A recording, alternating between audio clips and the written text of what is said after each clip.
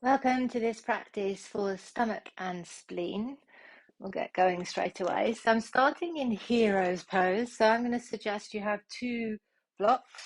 If you have any sensitivity in your knees or hips, then maybe uh, a bolster might be better. I'm going to come to kneeling and sit back on the blocks. And the key things are that my ankles are straight, so my feet are pointing straight behind me, and that I can sit up nice and tall, that I'm not hunching down, and that any sensations that I feel in the ankles or the knees feel good. So making sure, I think I'm going to take one block, so I think sitting on one block is good for me, that you choose. And we'll stay here for 3 minutes. So making sure whatever you've chosen is going to be good for 3 minutes. And of course, if at any point during the practice sensations get too intense or you feel pain in any way, then come out of the pose straight away. Don't wait for me to tell you. Come out when you're ready. So if it's comfortable for you closing the eyes, see if you can be just very slightly on the front of your sit bones, softening the front of the ribs down towards the hips if they have a tendency to flare up. Mine do. So if your ribs are already in the right place, leave them where they are. Shoulders above the hips and head above the shoulders. So maybe interlacing the fingers behind the back of the head and pressing the head gently back into the hands. So finding a little bit of length on the back of the neck. And again, I have a tendency for my head to want to go forwards. A lot of us do. So if that's your case, maybe encouraging your head to go back and then resting your hands down on your legs and breathing. Nice soft breathing. If you can, a belly breath.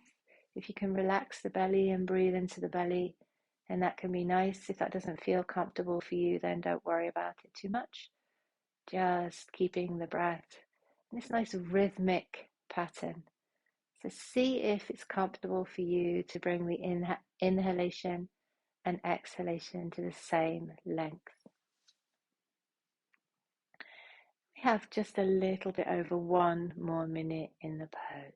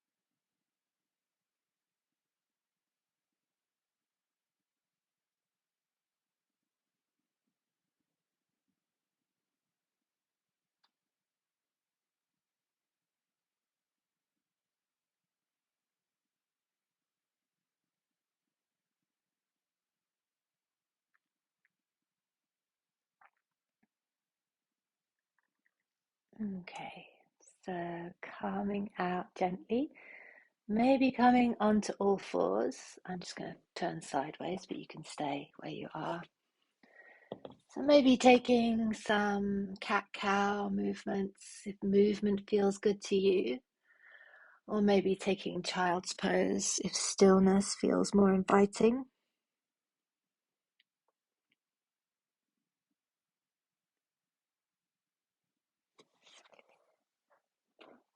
And then we'll come into the next pose, which is Sphinx. So taking your way forwards or making your way forwards to rest on your forearms. And see where you want to be. If you want to maybe intensify your Sphinx by propping your elbows up, your forearms up, on bricks. Personally, I find that too much for my lower back, but some people like that. Maybe you want to make your Sphinx more restorative and rest your forearms on a bolster, something like that. It's nice to support the forehead. Another interesting option to explore the Sphinx is to do a Sphinx on a wall where I come and rest my shins up the wall.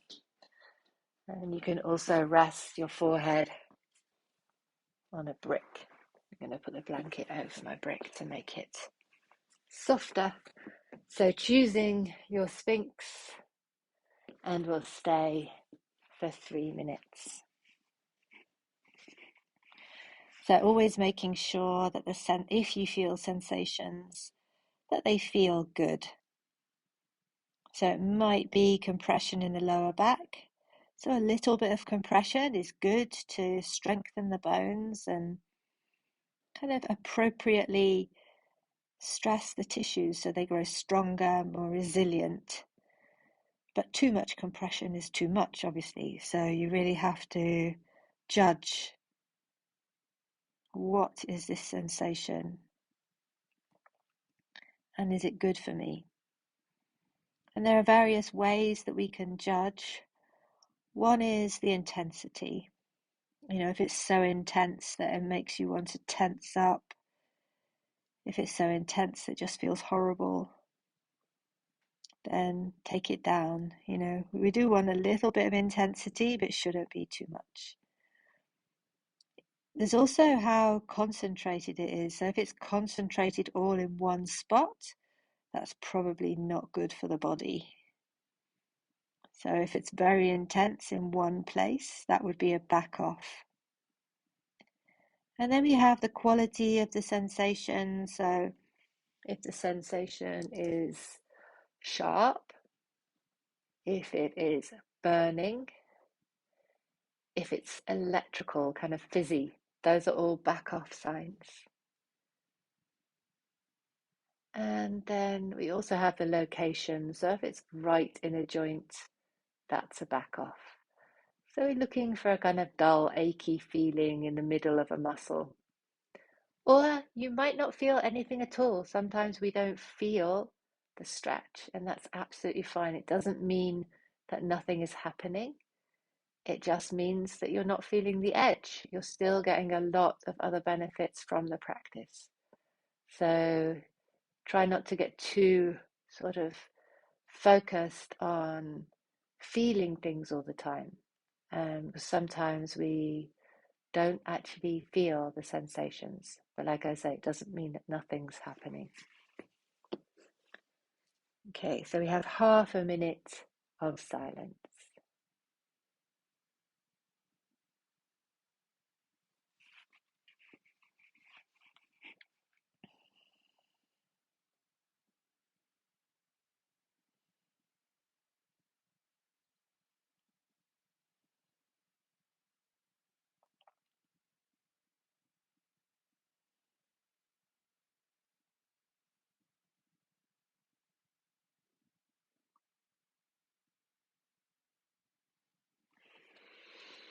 Okay, so when you are ready, we'll come out of Sphinx and we'll come straight into the next pose, which is a version of child's pose.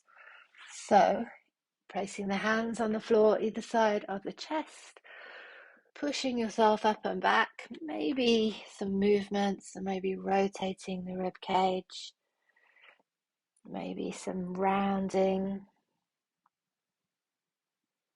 easing out the back.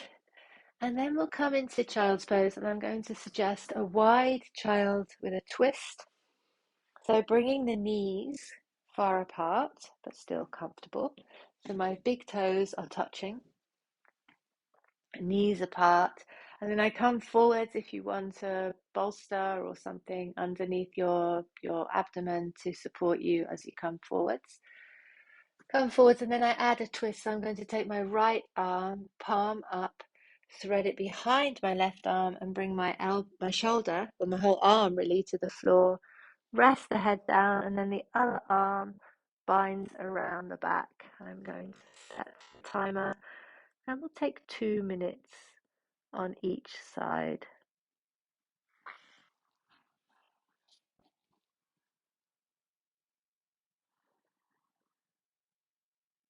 And of course, if this version doesn't work for you and your body, then you can take a different kind of child's pose.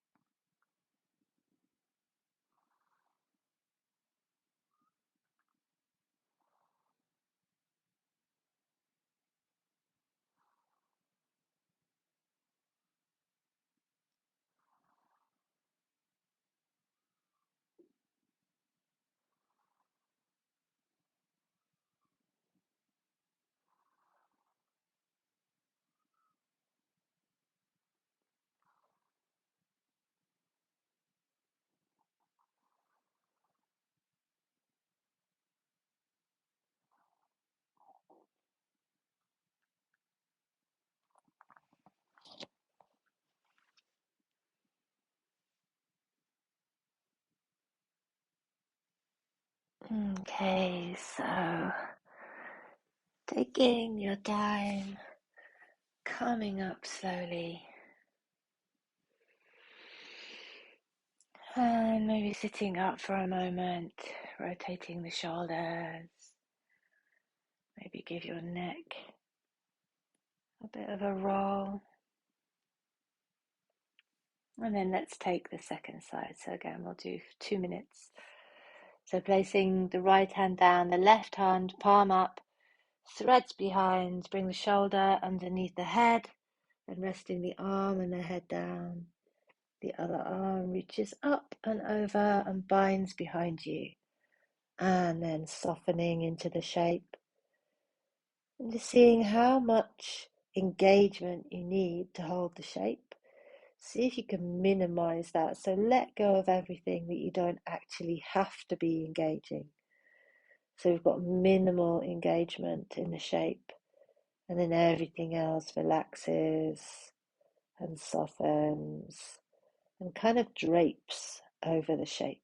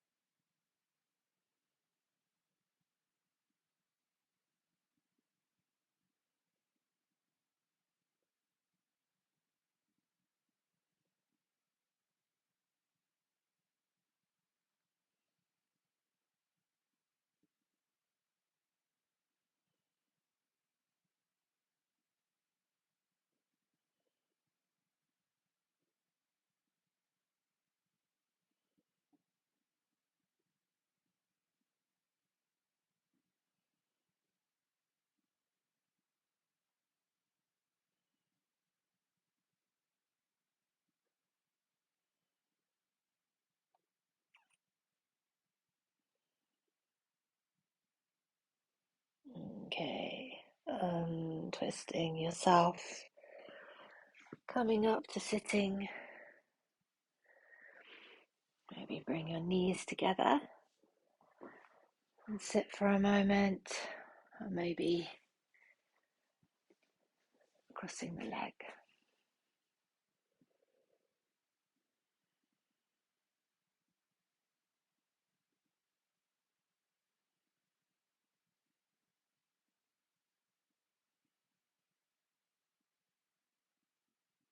And then we'll have one more pose, which is dragonfly. So taking the legs apart, however wide is good for you. If the hips seem to be tilting backwards, or if the spine seems to be really rounding, sit yourself up on some blocks. If you want some support, then grab yourself some support. I'm going to take, this is one of my favorite options, is hugging the bolster. So I make the bolster at an angle and hug it. This feels surprisingly good. And we'll take 3 minutes in our dragonfly. So just find a time. There we go, 3 minutes starting from now.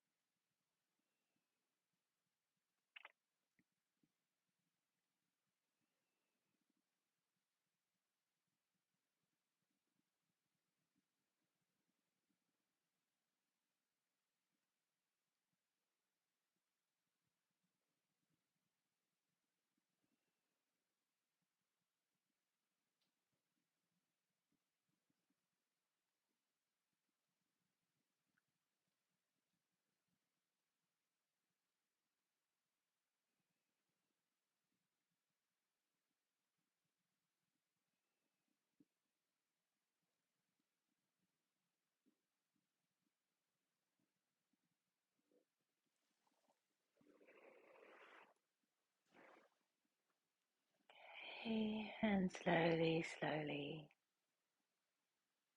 coming out of your dragonfly pose, choosing your rebound.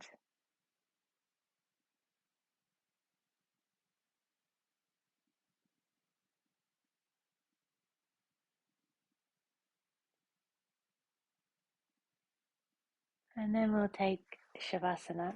So I'm going to suggest a supported Shavasana. So you can put your bolster on some bricks to make an angle. 45-degree angle is great. And then I like to have something underneath my head. So I'm going to take my blanket and pop it like that. And something that feels very nice is actually to have something to rest your arms on. Again, it's one of those things that feels a lot nicer than you'd expect. So I'm going to lie back on the bolster. It'll take 3 minutes. I'm going to put my eye bag. Another nice thing you can do with an eye bag actually is put it on your forehead. Just that little bit of pressure on the forehead is very relaxing and very calming. So maybe try placing your eye bag on your forehead, resting your forearms on your blocks, and just letting go.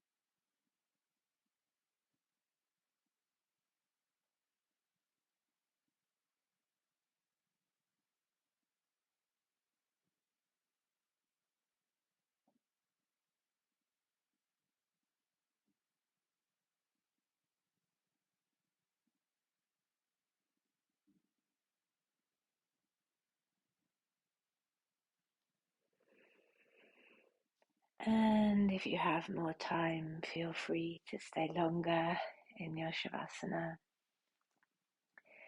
If you're ready to end your practice, then moving fingers, moving toes, stretching your arms, bending your knees up, maybe a little bit of a wiggle halfway, and then coming up to sitting. A moment of gratitude for the practice. And thank you very much.